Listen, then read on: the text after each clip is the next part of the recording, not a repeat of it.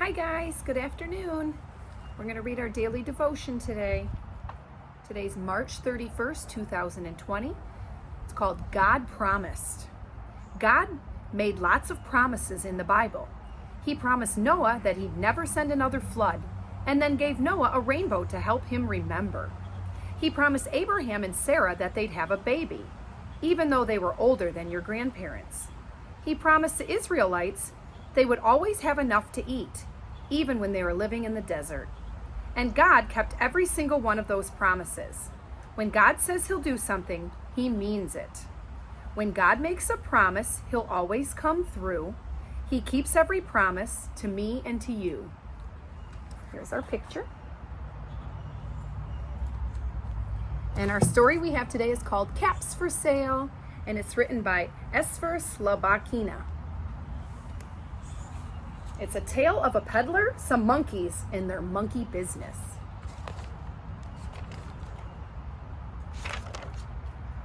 Once there was a peddler who sold caps. But he was not like an ordinary peddler, carrying his wares on his back. He carried them on top of his head. First, he had on his own checkered cap, then a bunch of gray caps, a bunch of brown caps, and a bunch of blue caps, and on very top, a bunch of red caps. He walked up and down the streets holding himself very straight, so as not to upset his caps. As he went along, he called, "Caps for sale, 50 cents a cap." One morning, he couldn't sell any caps. He walked up the street and he walked down the street calling, "Caps for sale, 50 cents a cap." But nobody wanted any caps that morning. Nobody even wanted a red cap. He began to feel very hungry, but he had no money for lunch. "I think I'll go for a walk in the country," he said, and he walked out of town slowly, as not to upset the caps on top of his head.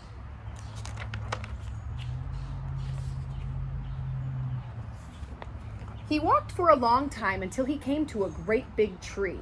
"That's a nice place for a rest," he thought. And he sat down very slowly under the tree and leaned back little by little against the tree trunk as to not disturb the caps on his head. Then he put up his hand to feel if the caps were straight. First his own checkered cap, then the gray caps, then the brown caps, then the blue caps, and at last the red caps on the very top. They were all there, so he went to sleep. He slept for a long time. When he woke up, he was refreshed and rested. What's missing from this picture? Something missing from on top of his head? But before standing up, he felt with his hand to make sure his caps were in the right place. All he felt was his own checkered cap.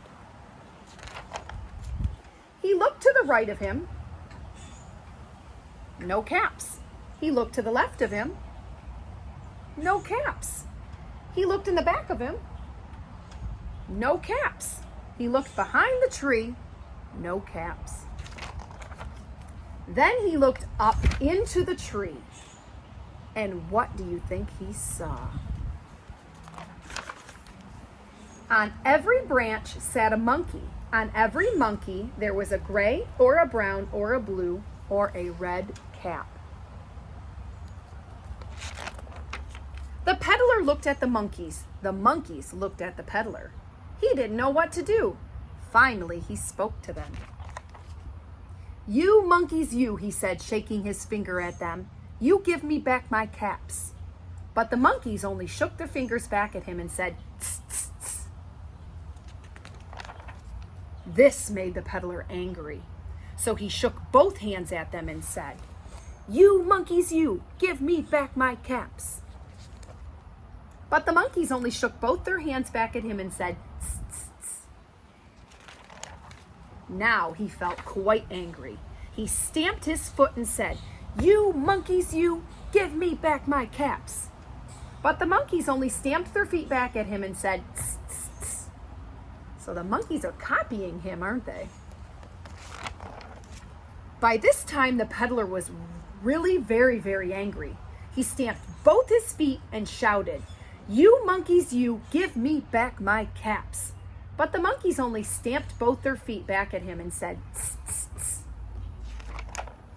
At last, he became so angry that he pulled off his own cap, threw it to the ground, and began to walk away. But then each monkey pulled off his cap. All the gray caps, all the brown caps, and all the blue caps, and all the red caps came flying down out of the tree. So the monkeys copied him and started throwing their hats out of the tree just like he did when he threw his hat out of anger. So the peddler picked up his caps and put them back on his head.